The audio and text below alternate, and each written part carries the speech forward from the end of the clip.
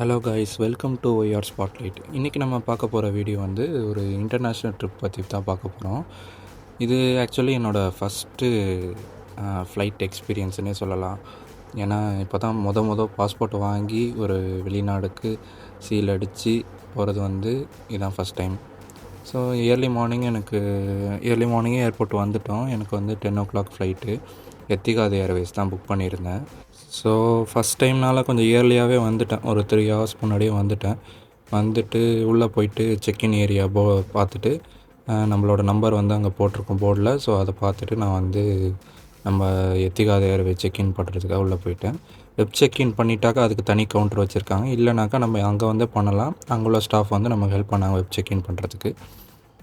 So web check in முடிச்சுட்டு நான் வந்துட்டு நெக்ஸ்ட்டு வந்து செக்யூரிட்டி கிளியரன்ஸ் இமிக்ரேஷன் அந்த ஏரியாவுக்கு போயிட்டேன். நான் இமிக்ரேஷன் எல்லாமே ரொம்ப ஃபாஸ்ட்டாக முடிஞ்சிருச்சு. நம்ம வந்து எல்லா டாக்குமெண்ட்டும் கரெக்டாக வச்சுருந்தாலே போதும். நம்ம டூரிஸ்ட் விசாவில் போகிறோன்னாக்கா நம்ம தங்குற இடத்துக்கான புக்கிங் டீட்டெயில்ஸு, அப்புறம் வந்து ரிட்டன் டிக்கெட்டு, அப்புறம் வந்து கொஞ்சம் கேஷ் இது கையில் இருந்தாலே வேறு எந்த கேள்வியும் கேட்க மாட்டுறாங்க. நம்மளை வந்து ஈஸியாக இமிக்ரேஷனில் பாஸ் பண்ணி உள்ளே போயிடலாம். நம்ம லக்கேஜஸில் வந்து பவர் பேங்கு இதெல்லாம் வந்து செக்இன் லக்கேஜில் வந்து அதெல்லாம் வைக்காதீங்க, பவர் பேங்கு இதெல்லாம். அதே மாதிரி கேபின் லக்கேஜில் வந்து ஷார்ப் ஐட்டம்ஸு, அப்புறம் வந்து ஹசார்டஸ் மெட்டீரியல்ஸு இதெல்லாம் வந்து நம்ம கேபின் லக்கேஜில் வந்து வச்சுருக்கக்கூடாது. ஸோ அங்கே லிஸ்ட்டு போட்டிருக்கோம், அதுக்கேற்ற மாதிரி பேக் பண்ணிக்கோங்க. அப்போ தான் வந்து டிலே இல்லாமல் நம்ம வந்து செக்இன் ஆகி உள்ளே போக முடியும். சென்னை ஏர்போர்ட் டெர்மினல் 2 வந்து ரொம்பவே அழகாக இருந்துச்சு. உள்ளே நிறையா ஷாப்ஸ், டியூட்டி ஃப்ரீ ஷாப்ஸ் எல்லாமே இருந்துச்சு. ஸோ உங்களுக்கு ஏதாவது தேவை அப்படின்னாக்கா இங்கேருந்து பர்ச்சேஸ் பண்ணிவிட்டு போகலாம். ஸோ ஃப்ளைட்டுக்கு 1 hour இருந்ததுனால நான் வந்து அங்கே ஒரு சிட்டிங் ஏரியாவில் வந்து அப்படியே ரெஸ்ட் எடுக்க ஆரம்பிச்சிட்டேன். ஸோ ரெஸ்ட் ரூம் எல்லாமே நீட் அண்ட் க்ளீனாக இருந்துச்சு நம்ம யூஸ் பண்ணுறதுக்கு.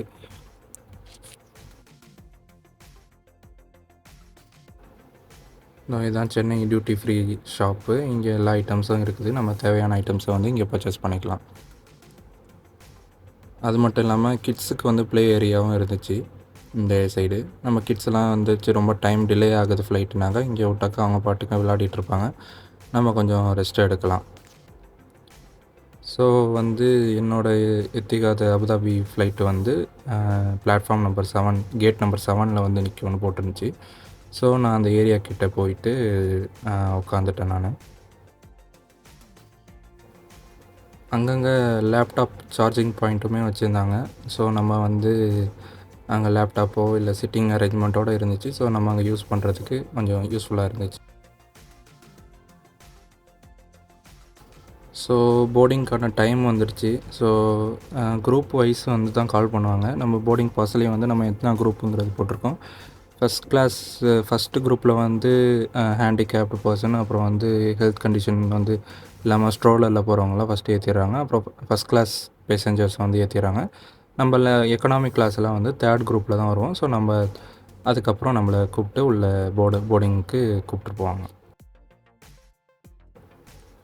ஸோ கேட் நம்பர் 7 வழியாக அப்படியே ஃப்ளைட் உள்ளே வந்தாச்சு. எனக்கு வந்து லாஸ்ட்டில் தான் சீட் இருந்துச்சு 35. ஆனால் விண்டோ சீட் கிடச்சிச்சு லக்கிலி. ஃபஸ்ட் டைமே வந்து விண்டோ சீட் எக்ஸ்பீரியன்ஸ் வந்து கிடச்சிருச்சு.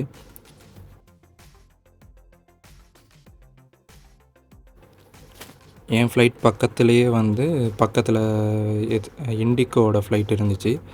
அங்கே வந்து அப்போ தான் வந்துருந்துச்சு லக்கேஜெல்லாம் வந்து அன்லோட் பண்ணுறதுக்காக மிஷின்ஸ்லாம் வந்துட்டு இருந்துச்சு.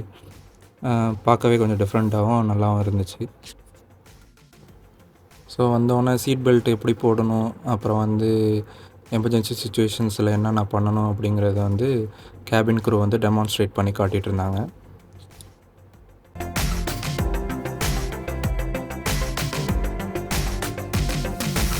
அப்புறம் நான் ரொம்ப நாளாக எதிர்பார்த்துட்டு இருந்த இந்த ஃப்ளைட் எக்ஸ்பீரியன்ஸை வந்து இன்னும் கொஞ்சம் செகண்ட்ஸில் வந்து எக்ஸ்பீரியன்ஸ் பண்ண போகிறதுக்காக வெயிட் பண்ணிகிட்ருந்தேன். வண்டி ரன்வேயில் வந்து செம்ம ஃபாஸ்ட்டாக போய் ஒரு வித்தின் 5 secondsல வந்து மேலே டேக் ஆஃப் ஆகிடுச்சு. ரோலர் கோஸ்டரில் போகும்போது என்ன ஃபீலிங் வருமோ அதே மாதிரி தான் வந்து இருந்துச்சு டேக் ஆஃப் ஆகும்போது. காதெல்லாமே அடைச்சிச்சு. பட் இந்த எக்ஸ்பீரியன்ஸ் வந்து கொஞ்சம் டிஃப்ரெண்ட்டாக இருந்துச்சு. ஸோ இப்போ நம்ம பார்க்க போகிற இந்த சென்னையில் தான் நான் வந்து 4 இயர்ஸாக இருந்தேன். 4 இயர்ஸாக நான் இங்கே தான் ஒர்க் பண்ணிகிட்ருந்தேன். இதை வந்து மேலேருந்து பார்க்கும்போது ஒரு தனி ஃபீலாக இருந்துச்சு.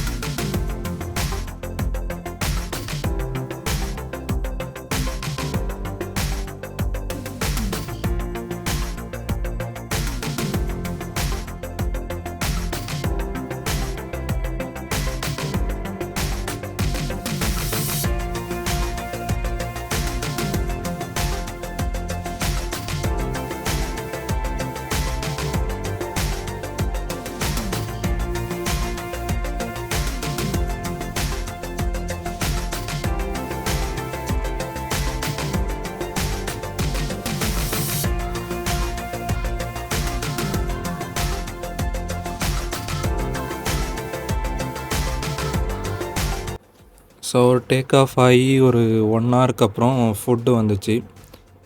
எனக்கு வந்து வெஜ்ஜு தான் கிடச்சிச்சு. என்னென்ன கொடுத்துருந்தாங்கன்னா, ஸோ வெஜ் மீல்ஸில் வந்து பொட்டேட்டோ, அப்புறம் வந்து பன்னீர் போட்டு ஒரு ரைஸு, கூட வந்து ஒரு வெஜிடபிள் கூட்டு மாதிரி வச்சுருந்தாங்க. நல்லா சூடாக இருந்துச்சு ஓப்பன் பண்ணோன்னே. அப்புறம் தயிர் வடை, அப்புறம் வந்து பாயாசம், ப்ரெட்டு, பட்டரு இதெல்லாம் கொடுத்துருந்தாங்க. இதில் வந்து பாயாசம் வந்து சூப்பராக இருந்துச்சு. ஒரு ப்ரெட் அல்வா டேஸ்ட்டுக்கு இருந்துச்சு. அப்புறம் ட்ரிங்க்ஸ் ஆஃபர் பண்ணாங்க. அதில் காஃபி வந்து கேட்டிருந்தேன். ஸோ மில்க் பவுடரும் சுகரும் தனித்தனியாக கொடுத்துட்டாங்க. ஸோ அதை மிக்ஸ் பண்ணி நம்ம அப்படியே குடிக்க வேண்டியது தான். என்ன தான் நம்ம ஊர் இது டேஸ்ட் இல்லைனாலும் பட் ஓகே, ஆவரேஜாக இருந்துச்சு.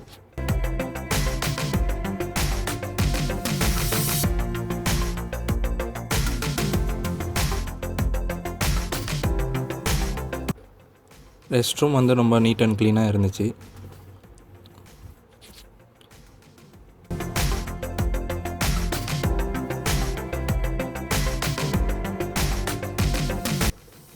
ஸோ நான் வெளியே வந்து பார்க்கும்போது க்ளவுட்ஸ்க்கு மேலே வந்து ஃப்ளைட்டு வந்து பறந்துட்டு இருந்துச்சு. கீழே அப்படியே க்ளவுட்ஸ் மூமெண்ட்லாம் பார்க்கவே ரொம்ப நல்லா இருந்துச்சு. ஸோ என்னோடய ஃப்ளைட் டைம் வந்து ஒரு 4 ஹவர்ஸ் அந்த மாதிரி. இங்கேருந்து டேக் ஆஃப் ஆன டைம் வந்து 10:15. அந்த ஒரு டைமுக்கு வந்து லேண்ட் ஆனது வந்து 1 o'clock கிட்ட, 12:55 கிட்ட.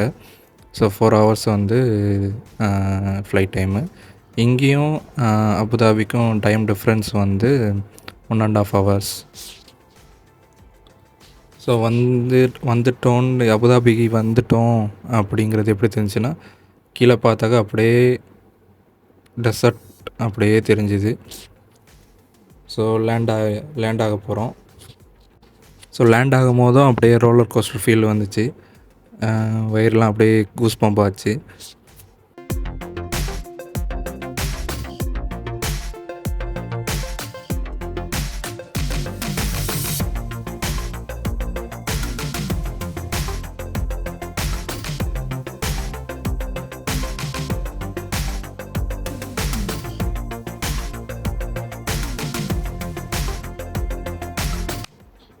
ஸோ ஃப்ளைட்லேருந்து இறங்கி ரொம்ப தூரம் நடந்து போக வேண்டியதாக இருந்துச்சு பேக்கேஜ் கலெக்ஷன் ஏரியாவுக்கு.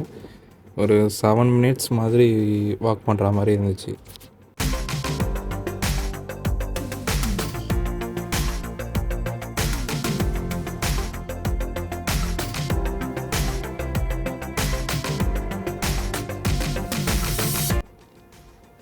ரொம்ப நேரம் நடந்து வந்ததுக்கப்புறம் அபுதாபி ஏர்போர்ட்டோட இன்டீரியர் கீழே உள்ள தெரிஞ்சிச்சு.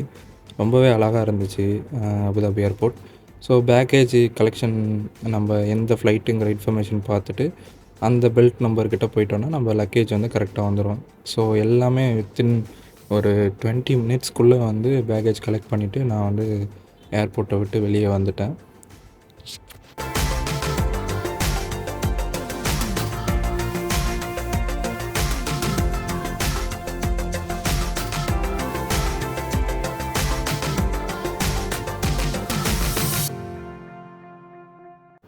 ஸோ அந்த அந்த இடத்துலையே வந்து நமக்கு இன்ஃபர்மேஷன் போட்டிருப்பாங்க நம்ம ஃப்ளைட்டு எந்த பெல்ட்டில் வருது, நம்ம இதை எப்போ அரைவ் ஆகுது அப்படிங்கிறது. நான் போய் கொஞ்சம் நேரத்துலேயே வந்துடுச்சு, ஒரு 2 மினிட்ஸ்லேயே வந்துடுச்சு என்னோடய லக்கேஜ். ஸோ அங்கே உள்ள இமிக்ரேஷன் முடிச்சுட்டு நம்ம ஃபஸ்ட் டைம் வர்றதுனால அந்த ஃபாஸ்ட்டு இமிக்ரேஷன் வந்து ஒர்க் ஆகாது. நம்ம ஃபஸ்ட்டு ரெஜிஸ்டர் பண்ணிட்டோன்னாக்கா நம்ம பாட்டே நம்ம பாஸ்போர்ட்டை வச்சாக்கா ஆட்டோமேட்டிக்காக இமிக்ரேஷன் முடிஞ்சு வெளில வந்துடலாம் நம்ம. ஸோ நான் அபுதாபிலேருந்து பஸ் புக் பண்ணியிருந்தேன் துபாய்க்கு. எத்திகாத் ஏர்வேஸ்லேயே வந்து இந்த சர்வீஸ் ப்ரொவைட் பண்ணுறாங்க. ஸோ போனோடனே வாட்டர் பாட்டில்லாம் கொடுத்தாங்க, நல்லா கூலிங் இருந்துச்சு, ஒய்ஃபை வசதியுமே இருந்துச்சு. ஸோ அங்கேருந்து துபாயை நோக்கி வண்டி போகிறப்பட ஆரம்பிச்சு. துபாய் வந்தோடனே ஒரு டிஃப்ரென்ஸ் தெரிஞ்சிச்சு, பெரிய பெரிய பில்டிங்ஸு, மெட்ரோ அப்படி எல்லாமே சூப்பராக இருந்துச்சு. ஸோ இந்த வீடியோ பிடிச்சிருந்துச்சுனாக்கா மறக்காமல் லைக் பண்ணுங்கள், ஷேர் பண்ணுங்கள், சப்ஸ்கிரைப் பண்ணுங்கள். ஏதாச்சும் உங்கள் கருத்துக்களை வந்து கமெண்ட் பண்ணுங்கள். இனி வர வீடியோவில் துபாயோட மற்ற பிளேசஸ் எல்லாம் வந்து நம்ம பார்க்கலாம்.